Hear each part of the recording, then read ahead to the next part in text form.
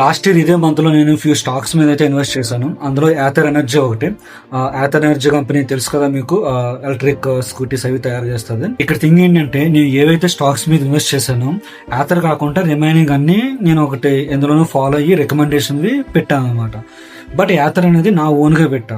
అప్పటికే యాత్ర మీద మంచి పాజిటివ్ రెస్పాన్స్ అయితే ఉంది జనాల్లోనే. యాత్ర స్కూటీస్ మంచి పెర్ఫార్మెన్స్ ఇస్తున్నాయి, మంచి సర్వీస్ బాగుందని చెప్పేసి.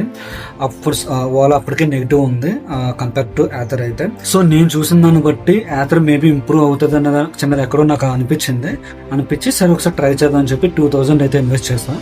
సో ఇప్పుడు ఎగ్జాక్ట్ గా 1 year అవుతుంది. ఈ మంత్ 1 year లో ఇప్పుడు అది 6000 చేంజ్ అయ్యింది. 3x అయితే రిటర్న్ ఇచ్చింది. నేను అనుకోలేదు ఇంత ఫాస్ట్ గా ఇంత అయితే రిటర్న్ ఇస్తుందని.